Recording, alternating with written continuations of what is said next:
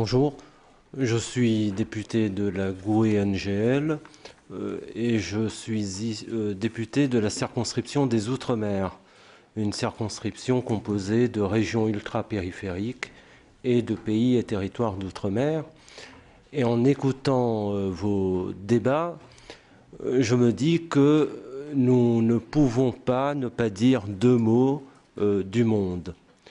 Ne pas dire deux mots du monde, tout simplement parce que la question de l'égalité et des inégalités renvoie à un problème beaucoup plus large qui est une question planétaire.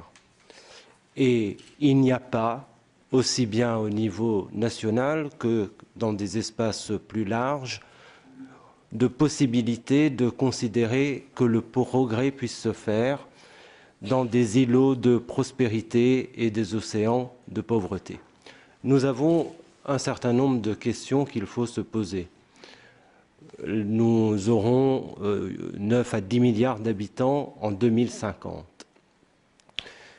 Comment sera-t-il possible, à cette date, d'offrir les conditions pour nourrir, habiller, loger, offrir un travail digne à ces 9 milliards d'habitants?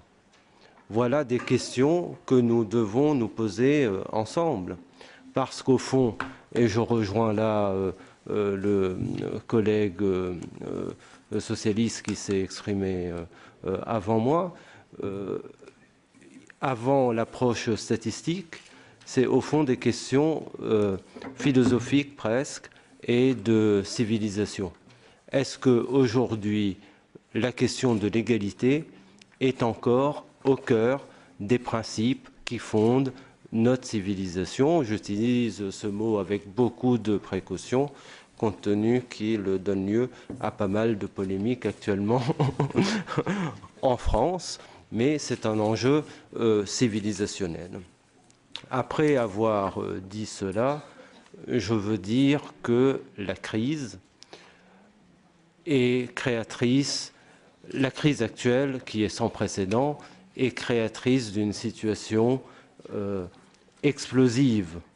Et l'Union européenne, enfin j'ai les chiffres du rapport de la Commission, c'est en 2009 114 millions d'Européens qui sont exposés à un risque de pauvreté et d'exclusion sociale.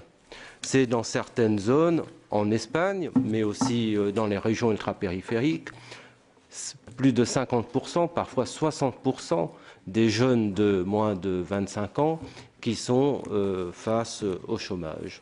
Ce sont des situations d'explosion, peut-être d'implosion sociale. Et nous devons prendre la mesure de ce qui se joue actuellement.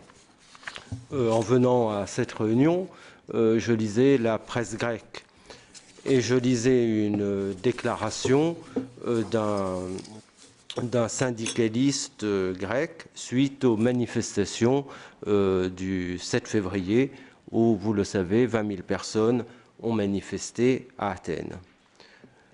Et que disait ce syndicaliste? Il disait quelque chose qui m'a profondément frappé. Il faut arrêter ce crime maintenant. Il pousse les salariés vers la pauvreté, écrase les retraités et les chômeurs, brade les biens de l'État. Ce qui se passe en Grèce peut se passer ailleurs. Et il faut là encore prendre la mesure de l'humiliation infligée à un grand peuple et des conséquences que cela risque de provoquer sur bien des plans. Donc, les inégalités progressent dans le monde, elles progressent dans l'Europe, et il me semble que dans les réponses actuelles qui sont apportées au niveau des chefs d'État européens, les réponses apportées par la Commission européenne, tout est fait pour que la situation s'aggrave, puisque vous le savez bien, les plans d'austérité qui sont mis en œuvre iront vers une aggravation de la situation. 2 mots sur la situation dans les Outre-mer. Les régions ultra-périphériques sont les régions les plus en retard de développement, avec une situation de l'emploi des jeunes particulièrement grave. J'ai entendu dans le débat ce matin un certain nombre de propositions concernant les fonds structurels. Je dois dire qu'il ne faut surtout pas dénaturer non plus les objectifs de la politique des fonds structurels, de la politique de cohésion. Il faut maintenir l'objectif de rattrapage des retards et amener tout le monde vers la convergence. C'est très important pour les régions les plus pauvres et les régions d'objectifs convergence.